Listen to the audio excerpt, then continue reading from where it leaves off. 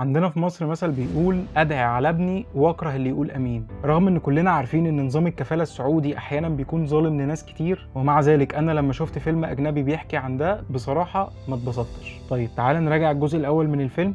الفيلم بيبدأ في مطار السعودية لما بيوصل نجيب بطل الفيلم وصاحبه حكيم اللي هيشتغل معاه في نفس الشركة، وبيدوروا على الكفيل بتاعهم في المطار. وبنكتشف في الأول كده إن نجيب ما بيعرفش يتكلم ولا كلمة عربي ولا حتى بيتكلم إنجليزي، ومعهوش ولا عنوان الشركة ولا رقم الكفيل ولا حتى مكان الإقامة. وبيقول إنه بسبب توتر ركوب الطيارة نسى يسأل عن كل ده. ايه ده؟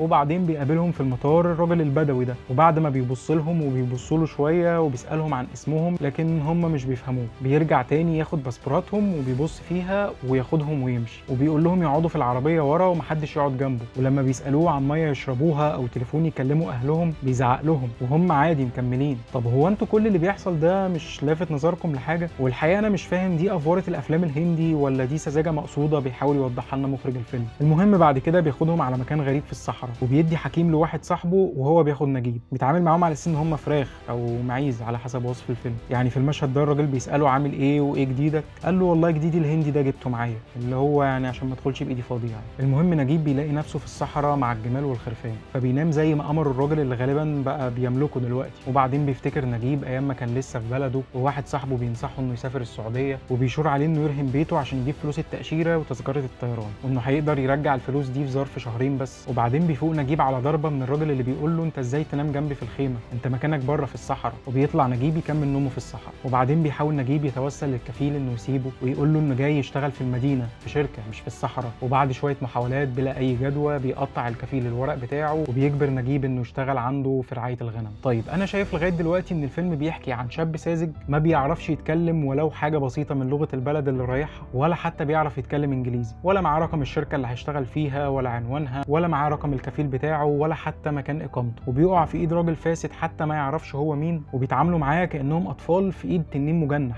بص انا شخصيا شايف ان الناس الفاسده في كل مكان في العالم، سواء في الشرق الاوسط او اوروبا او امريكا، والسذج برضو موجودين في كل مكان في العالم. فانا شايف الفيلم ده بيحكي عن وقوع واحد من دول في ايد واحد من دول، وشاهد بقى ماذا سيحدث. والمكان اللي بتدور فيه القصه هي السعوديه، استغلالا لنظام الكفاله اللي بيحصل فيها، وهو استغلال في محله جدا بصراحه. بس هل معنى كده ان السعوديين كلهم سيئين؟ لا طبعا. طب هل نظام الكفاله ده نظام ادمي واللي بيحصل من بعض السعوديين استغلالا للنظام ده شيء عادي؟ برضه لا طبعا. كلنا عارفين ان نظام الكفاله احيانا بيكون ظالم جدا، ومعظمنا عنده قصص سواء تخصنا او سمعناها من قرايبنا او صحابنا اتظلموا في السعوديه بسبب نظام الكفاله. لكن برضه هتلاقي انك تعرف نماذج كتير ناجحه، ومنهم اللي لسه مكمل حياته في السعوديه لحد دلوقتي. وده معناه ايه؟ ان في سعوديين كتير غير اسوياء بيستغلوا نظام الكفاله لصالحهم. والغلط اللي عند السعوديه كبلد انهم لسه ما عدلوش نظام الكفاله لحد دلوقتي. ولو شفنا الموضوع بنظره ايجابيه شويه فهتكون استغلال ردود الافعال الضخمه اللي على الفيلم، وتبتدي السعوديه تفكر ازاي تعدل من القانون ده او حتى تلغيه تماما. والحقيقه ان هم لو عملوا كده هتبقى خطوه ايجابيه منهم هتعود بالايجاب عليهم، وهيثبتوا انهم فعلا بيتحركوا ناحيه التغيير الايجابي في كل الجوانب. وساعتها هيتحول الفيلم ده من نقمه لنعمه.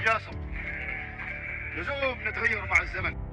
نرجع للفيلم. بيحاول نجيب انه يهرب وبيجري في الصحراء، لكن بيشوفوا الكفيل بتاعه فبيجري وراه بالجمل لحد ما بيوصل له وبيضربه طلقه في رجله، فبيقع نجيب وبتفشل محاوله هروبه وبيرجع تاني لرعايه الغنم. وبالصدفه نجيب بيدخل ممر كده وبيطلع من الناحيه التانيه عشان يشوف حكيم صاحبه اللي كان مسافر معاه. طبعا مش بيكونوا مصدقين نفسهم انهم شافوا بعض تاني، وبنفهم ان حكيم بيشتغل نفس شغلانه نجيب، بيرعى الغنم وبيتهم من الكفيل بتاعه وبيضربه وبيعذبه. وبيقول حكيم لنجيب يلا نهرب، لكن نجيب بيوقفه وبيقول له انه حاول كتير لكن فشل، وانهم في صحراء ومش هيعرفوا يروحوا فين، وبيتفقوا ان هم يشوفوا بعض تاني. بعدها حكيم بيكتب ورقه لنجيب وبيسيبها له عشان يقراها، وبيقول له فيها انه يعرف واحد افريقي كان شغال زيهم وانه ممكن يساعدهم يهربوا. وفعلا بيقابلوا ابراهيم قدري الافريقي اللي هيهربهم، وبيقول له ابراهيم ان بنت الكفيل فرحها قرب والكفيل هيمشي في اليوم ده، وانهم في اليوم ده ممكن يهربوا. ولما بيجي يوم فرح بنت الكفيل بيقلع نجيب هدوم البدو وبيستحمى لاول مره من وقت ما وصل الصحراء، والاول مره الميه بتلمس جسمه، وبيلبس هدومه اللي كان جاي بيها اللي بيكتشف انها وسعت عليه جدا.